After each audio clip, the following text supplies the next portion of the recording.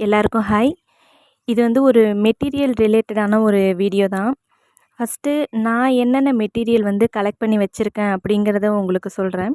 அடுத்து என்னென்னா, ஒரு ஆஸ்பிரண்ட்டாக ஃப்ரெஷரோ அப்படி இல்லாமல் மெட்டீரியல் என்ன படிக்கிறது அப்படின்னு கன்ஃப்யூஸ் ஆகிட்டு ஏற்கனவே எக்ஸாமும் எழுதிட்டும் இருப்பீங்க பார்த்தீங்களா, அவங்களுக்கான ஒரு கிளாரிட்டி வீடியோ தான் இந்த வீடியோ. மெட்டீரியல் ரிலேட்டட் வீடியோ தான் ஆக்சுவலாக.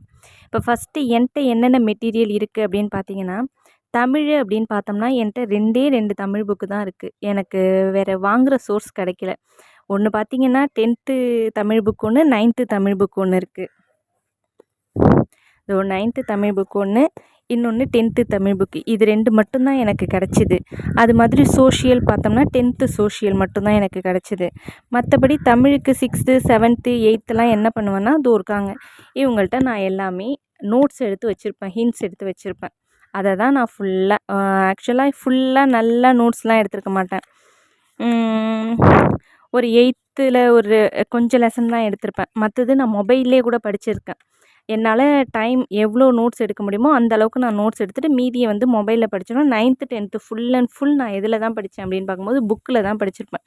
எல்லாமே ஹைலைட் பண்ணி வச்சு புக்கில் எது எது எனக்கு தேவையோ அது எல்லாத்தையுமே நான் வந்து புக்கில் தான் படிச்சிருப்பேன். 9th 10th full and full book தான். இதுதான் என்னோடய தமிழ் மெட்டீரியல் பொறுத்த வரைக்கும். ரிவிஷனுக்கு எதை யூஸ் பண்ணுவேன் அப்படின்னு பார்த்தீங்கன்னா, சுரேஷ் அகாடமியோட இந்த அ, ஆ, இ புக் இருக்கு இல்லையா, அதை வந்து ரிவிஷனுக்கு நான் ஃபுல் அண்ட் ஃபுல் யூஸ் பண்ணுவேன். ஏன்னா இப்போ பிரித்து எழுதுக அப்படிங்கும்போது ஃபுல்லாக அவங்க கன்சால்டேட் பண்ணி இருக்கும்.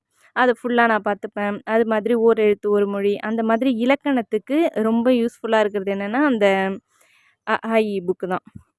இன்னொன்று, நான் ஃபுல்லாக 6th to 12th வரைக்கும் தமிழ் புக்கை தான் ஃபஸ்ட்டு படிப்பேன்.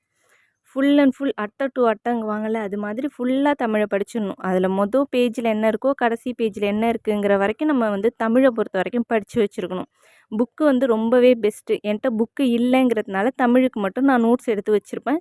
இருந்தாலுமே நான் மொபைலில் வந்து பார்த்துப்பேன். ஏன்னா என்னால் பாட்டெல்லாம் எழுதிட்டு இருக்க முடியாது இல்லையா, அதனால் மொபைலில் அந்த பாட்டெல்லாம் ஒரு தடவை நான் பார்த்துப்பேன். ரிவிஷனுக்கு இப்போ 4000 திவ்ய பிரபந்தம் அப்படின்னு இருக்குன்னா புக்கில் சில நோட்ஸ் இருக்கும், அதை நான் படிச்சிருப்பேன்.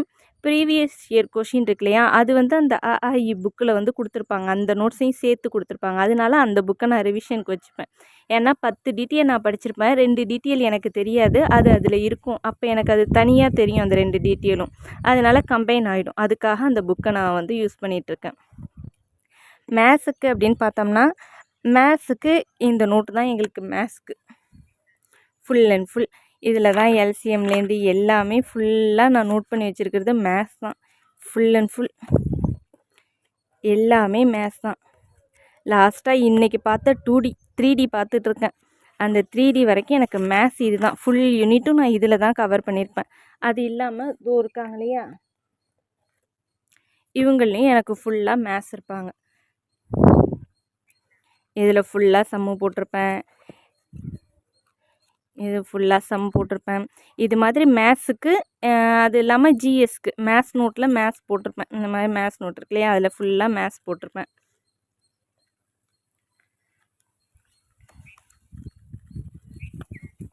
இவங்க 2 பேரும் தான் எனக்கு வந்து மேத்ஸ்க்கு இந்த நோட்டு, இந்த டைரி, இதில் ஃபுல் சிலபஸும் நான் இதில் தான் கவர் பண்ணி வச்சுருக்கேன்.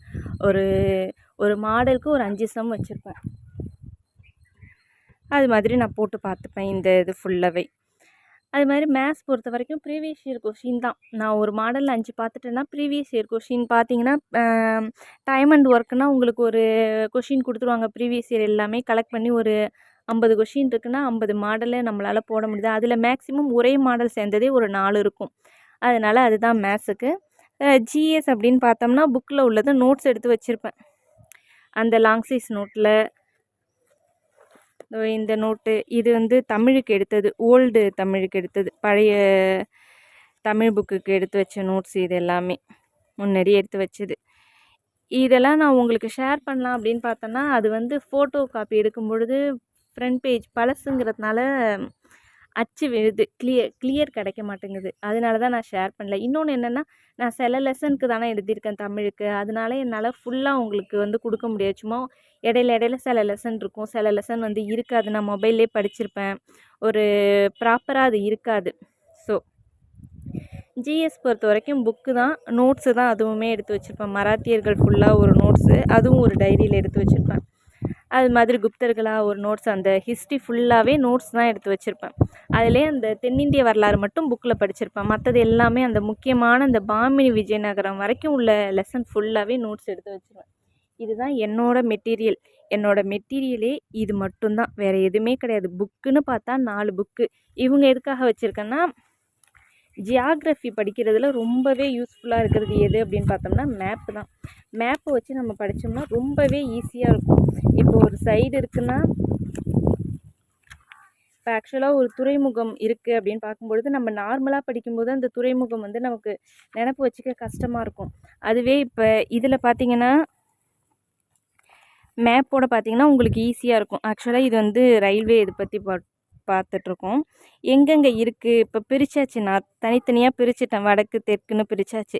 அப்போ ஈஸியாக வடக்கா இந்த இடத்துல டெல்லி இருக்குது, வடமேற்கா ஜெய்ப்பூர் இருக்குது, அந்த மாதிரி மேப்பை வச்சு படிக்கும் பொழுது இது வந்து எனக்கு எந்தெந்த இடத்துல இருக்குங்கும்போது ஊர் பேர் வந்து ஈஸியாக எனக்கு வந்து மெமரி ஆகிடுது.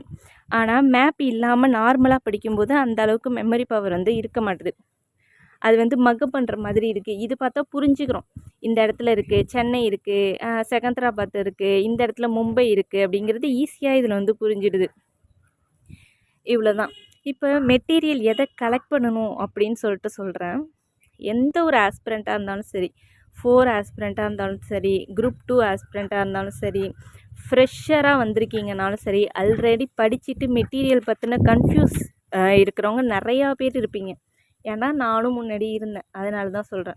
யாராக இருந்தாலும் தமிழை பொறுத்த வரைக்கும் சோர்ஸ் எதுனா ஸ்கூல் புக் மட்டும்தான், வேறு எதுவுமே கிடையாது. 6th-லேருந்து 12th வரைக்கும் இருக்கிற ஸ்கூல் புக்ஸை ஃபுல் அண்ட் ஃபுல் அட்டை டு அட்டை படிக்கணும். இதை தவிர நான் வந்து கன்சால்டேட்டாக ஒருத்தவங்க மெட்டீரியல் கொடுக்குறாங்க, அது எப்படின்னா உங்களுக்கு இருக்கும் எல்லா டீட்டெயிலும். இப்போ பிரித்தெழுதுக அப்படின்னு சொல்லிட்டு எனக்கு வந்து ரிவிஷனுக்கு ஈஸியாக இருக்குன்னு சொல்கிறேன் பார்த்தீங்களா, அதை வாங்கி நீங்கள் படிக்கலான்னு நினைக்கலாம். அப்படி படிக்கும்போது என்ன ட்ராபேக் அதுலனா, போர் அடிக்கும். நான் இன்றைக்கி பொறுத்துக்க முடிப்பேன், இன்றைக்கி பிரித்து எழுதுக முடிப்பேன் அப்படின்னா உங்களால் ஒரு 150 கொஷினுக்கு மேலே போகவே முடியாது. டோட்டலாக போர் அடிக்கும். ஒரே சப்ஜெக்டை திருப்பி திருப்பி நம்மளால் படிக்கவே முடியாது. இதே நீங்கள் புக்கில் பார்த்தீங்கன்னா ஒரு செய்யுள் படிக்கலாம், ஒரு இயல் படிக்கலாம், ஒரு துணைப்பாடம் படிக்கலாம், ஒரு இலக்கணம் படிக்கலாம், ஈஸியாக அது வந்து கவர் ஆகும் உங்களுக்கு. அதனால் புக்கை மட்டுமே கலெக்ட் பண்ணுங்கள். ஃபுல் அண்ட் ஃபுல் மேக்ஸிமம் புக்கை கலெக்ட் பண்ண பாருங்கள். 6th-லேருந்து 12th வரைக்கும் இருக்கிற தமிழ் புக்கு, அதை ஃபுல்லாக லைன் பை லைன் படிச்சுக்கிட்டே இருக்கணும். எக்ஸாமுக்கு முதல் நாள் வரைக்கும் தமிழை வந்து ஒரு தடவை பார்த்துக்கிட்டே தான் இருக்கணும். இது வந்து தமிழுக்கு. மேத்ஸ் பொறுத்த வரைக்கும் ஏதாச்சும் ஒரு வெப்சைட்டு, ஏன்னா மேத்ஸ் பார்த்தாலே நம்மளால் புரிஞ்சிக்க முடியாது, போடுறத பார்த்து தான் புரிஞ்சிக்க முடியும். மேக்ஸுக்கு நல்ல வெப்சைட் எது அப்படின்னு சொல்லிட்டு பார்த்தீங்கன்னா சுரேஷ் அகாடமியோட சுதர்சன் சாரோடது. அதில் பார்த்தீங்கன்னா எந்த ஒரு டாப்பிக்கை நீங்கள் புதுசாக போய் உட்காந்து பார்த்தா கூட உங்களுக்கு அந்த மேத்ஸ் புரியும். ஒரு நார்மலாக ஏதாச்சும் ஒரு வீடியோ எடுத்து பாருங்கள், ஒரு ஒரு சம்முக்கு ஒரு 4 மாடலாச்சும் அந்த சார் சொல்லி கொடுப்பாங்க. ஆனாலும் ஒரு சின்ன பிள்ளைக்கு சொல்லி கொடுக்குற மாதிரி சொல்லி கொடுப்பாங்க. ரொம்ப ஈஸியாக இருக்கும். எல்லாத்துக்கும் மெட்டீரியல் போட்டிருக்காங்க, ஃபுல் கிளாஸ். ஆனால் ஒரு கிளாஸ் 40 மினிட்ஸ் இருக்கும். ஆனால் அது பார்த்தீங்கன்னா உங்களுக்கு ரொம்ப ஈஸியாக இருக்கும். மேத்ஸுக்கு அதை தான் நான் இந்த புக்கில் எழுதி வச்சுருக்கிறதும் அந்த சார் நடத்துனது. அது இல்லாமல் ப்ரீவியஸ் இயர் கொஸ்டினை நானே ஒர்க் அவுட் பண்ணி வச்சுருப்பேன். அதுதான் என்னோடய மேத்ஸ் மெட்டீரியல்.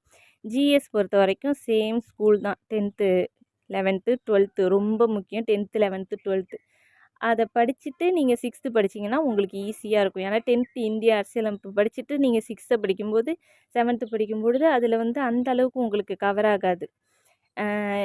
ஆகாதுன்னா புதுசாக இருக்காது, ஈஸியாக இருக்கும், படித்ததாகவே தான் இருக்கும். அதனால் ஜிஎஸ் பொறுத்த வரைக்கும் நீங்கள் வந்து 10th 11th 12th படிச்சுட்டு அதுக்கடுத்து 6th-லேருந்து 9th வரைக்கும் படிக்கிறது பெஸ்ட்டு.